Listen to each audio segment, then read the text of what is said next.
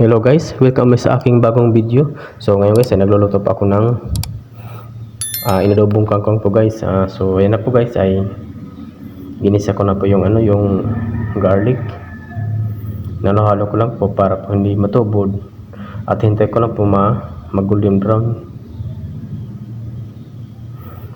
At ayan nga po guys, tingnan na po yung yung panggatong ko guys, kawayan lang.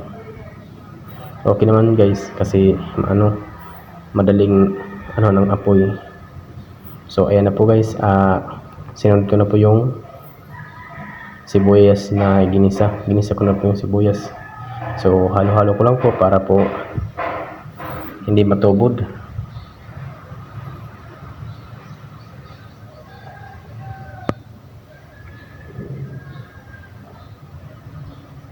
Guys, ang bango ng ginisa na na sibuyas tsaka garlic. Yan guys, halo-halo ko lang guys. Tsaka yan guys ay sisunod yung yung puno ng kangkong. Kasi yan ko muna yung mauna para po maluto. Hindi ko muna sinabi yung dahon kasi mauuna po yung malaga. Pag naluto yung puno ng ng kangkong,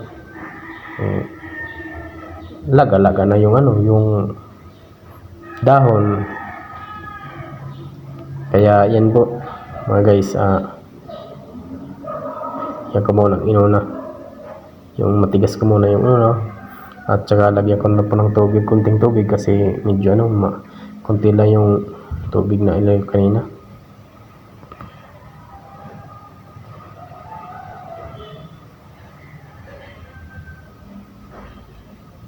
Yan po guys, halo-halo lang po guys.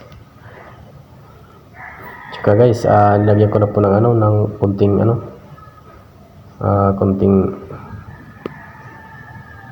toyo para po mamaya pag luto na, may na po siya.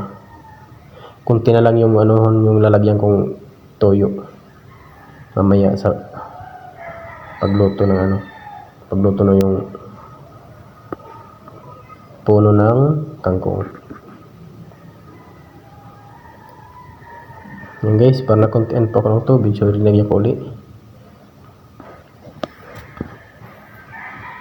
Yan, lagyan ko ng panggatong kasi parang wala nang parang mamatay na yung apoy.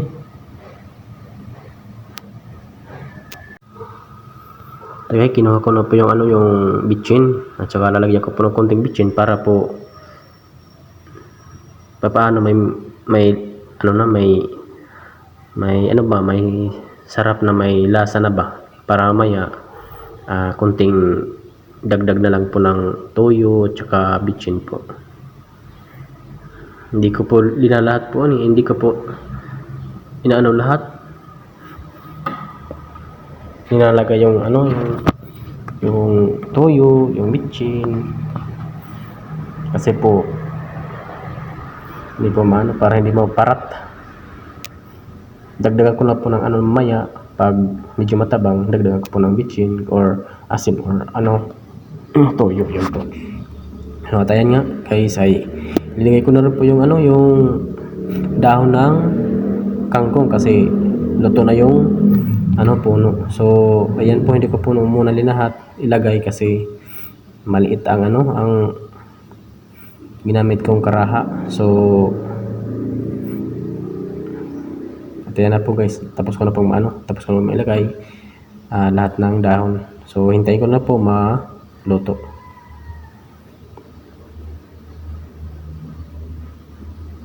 Yan po guys, hinahalo-halo ko na lang po pati yung para po yung babaw ay mapailalim, para po punaan ng mainit na yung sabaw niya ba. Yan, hinalo-halo ko na po para madaling maluto. Pati yung ibabaw dapat ilalim para maluto agad. Kasi gutom na ako dyan eh. Yan lang kasi ang ulam namin. Yan, wala kasi ang ulam. Yan lang po ang aming gulay lang po. At saka yung bulad. Or tuyo ba.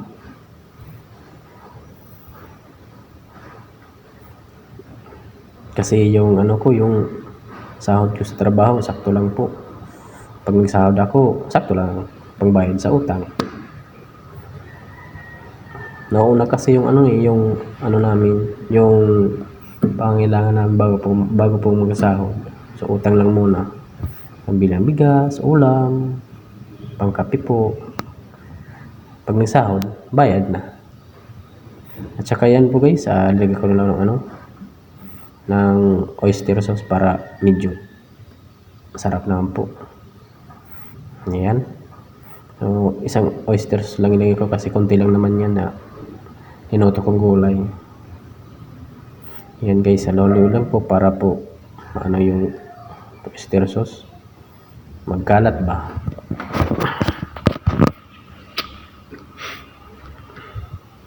Para ba maghiwalay yung maghiwalay. Hiwalay ba yung oyster sauce sa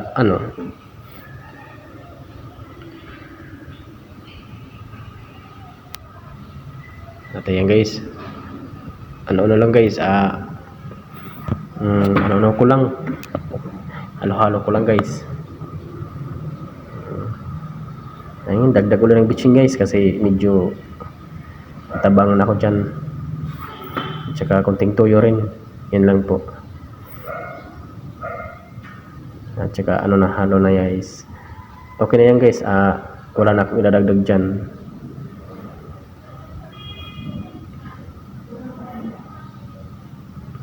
Yung dapat niya may kamatis ako niyan at saka yung yung labuyo ba, kaso wala ako, hindi ako nakabili. Wala kasi sa tindahan, malayo ka sa tindahan. So ayan guys, ginawa ko na yung takip at saka po ay okay na po yan guys. Maluluto na po yan. Pagkatapos niyan ay tatanggalin ko na po sa karaha, silalagay ko na po sa lalagyan para hindi po masyadong malagay yung gulay ba. Tsaka tikman ko ulit para para sigurado na masarap, tama lang yung lasa ba. Hindi pa ako nakontento, kaya yan, kumuha ko ulit. So okay na po yan guys.